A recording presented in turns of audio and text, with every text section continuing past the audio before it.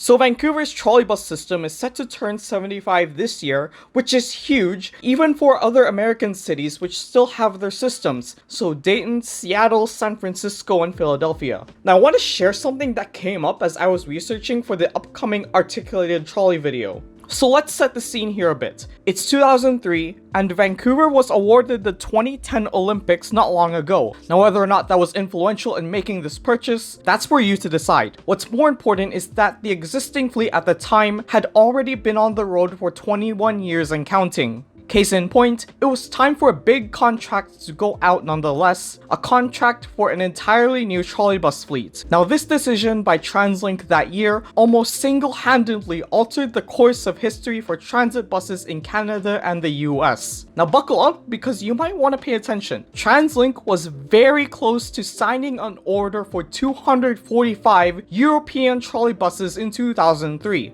You heard that right. We could have had European trolleybuses instead of the LFRs we have today. And according to these details, the buses were to be made by ETI, which stands for Electric Transit Incorporated. This joint venture was formed in 1994 and involves Skoda from the Czech Republic and AAI, an American manufacturing firm. They were responsible for orders from San Francisco and Dayton. For these two systems, around 330 buses were built based on the existing Skoda 14TR model. These models are and remain extremely popular in the Balkans, and in fact some of them still run to this day, especially in cities like Kyiv and Riga. Unfortunately, all of the American ones are all retired except for the ones in transit museums. Now since trolleybuses have become a niche market in Canada and the US, it made sense for the first buses for TransLink to hit the production line a couple years after the contract is placed. Now based on what was being offered at the time, I'm led to believe that these models would have looked like this. These would be Transport Canada certified versions of what we have on screen right now,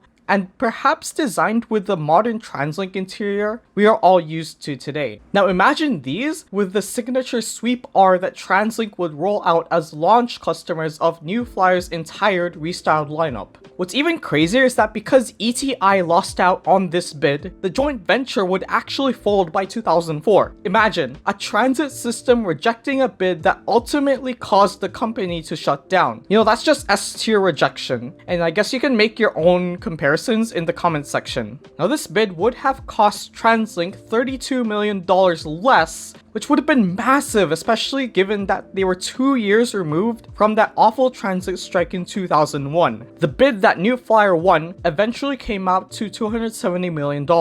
Now remember at the beginning of the video about TransLink almost single-handedly changing the outcome of New Flyer?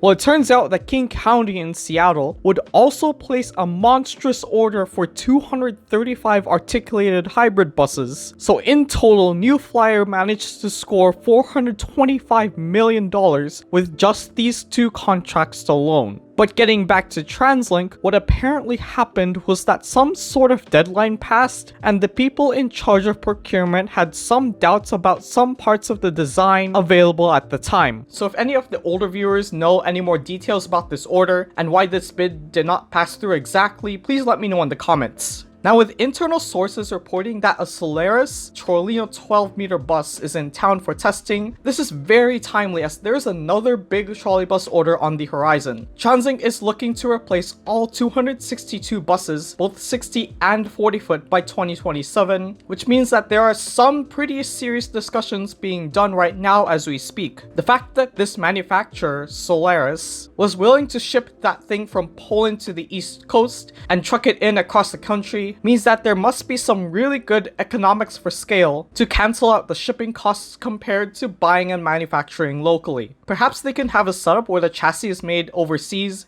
and the rest of the bus is made in Canada. In fact, I'm pretty sure they have to do it that way. The main point of this video is that there is some possibility of ordering European trolleybuses. Now, I'm not saying that they will or how likely, that's for the higher-ups to decide. What's more likely, however, is for TransLink to decide on the actual electronics inside the bus. And And this even speaks to modern options within Canada and the US just flat out not being good enough. For example, no one in the US orders standard length buses with 3 doors without an upstairs section. I'm sure there are video critiques about this topic elsewhere that can cover this topic better than I can. Anyways, what are your thoughts on this bus order? Let me know in the comments below. Please like and consider subscribing, and I will see you in the next one. Cheers.